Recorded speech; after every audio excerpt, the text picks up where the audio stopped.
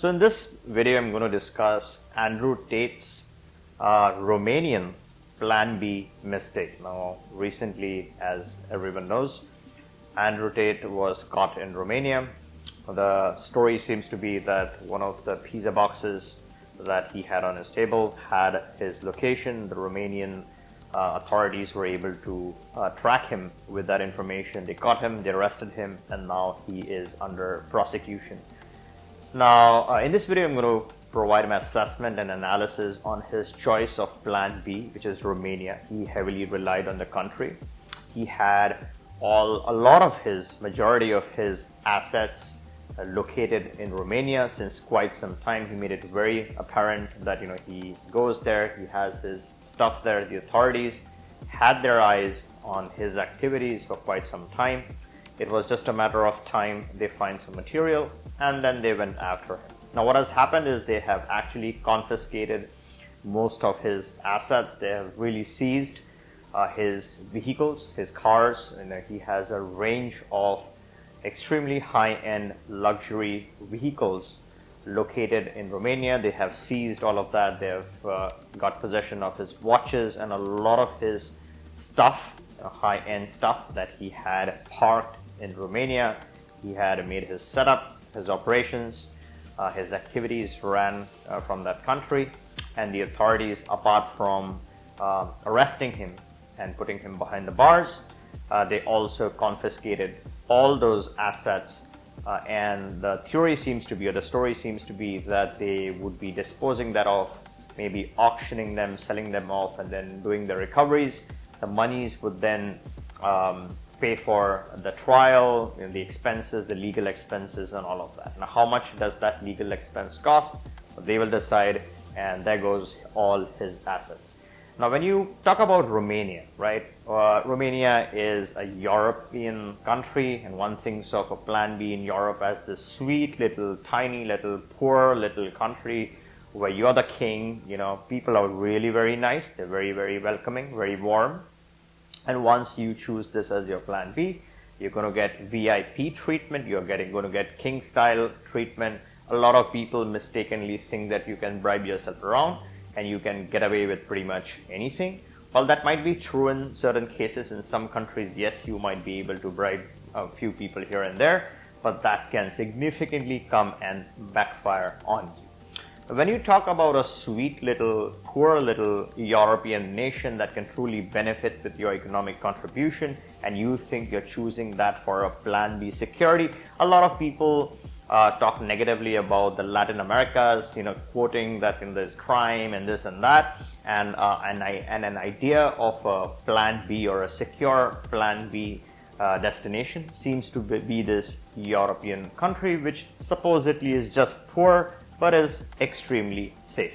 Now, what are some of the examples in that region, right? So you had this Romanian example where you see this thing happening with Andrew Tate. So he thought he is getting a good Plan B security or a good Plan B option.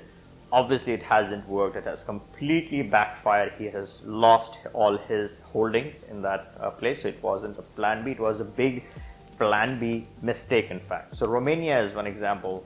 A lot of people thought Ukraine was a very sweet little European location in where you could establish a residency and work yourself towards a long-term solution.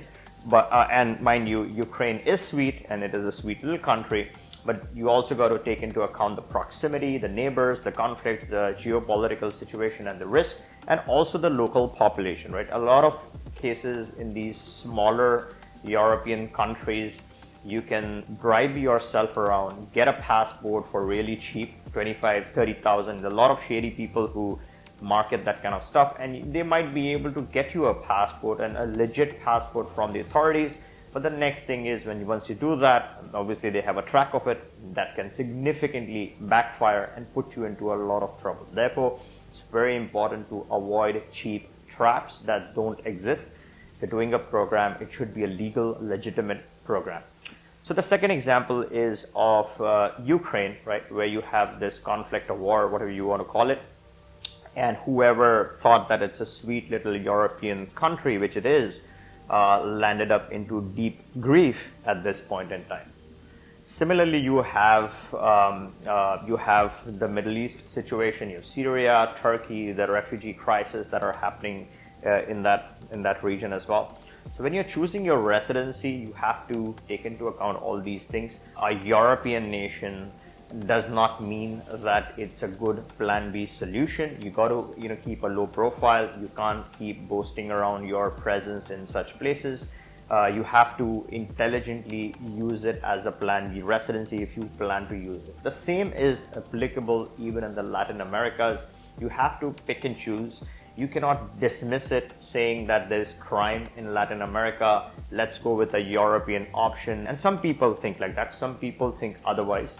But the point I'm trying to make is whichever place you choose, you have to weigh the pros and cons.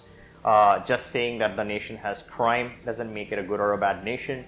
As long as you're choosing your pockets wisely, you can be safe. You can have a good plan B backup in any location. It doesn't need to be Europe, doesn't necessarily need to be Latin America. It could be a combination, but what you do and how you conduct yourself in that location. And there are ways of using a plan B, right? A plan B for one thing could be very different from a plan B for something else.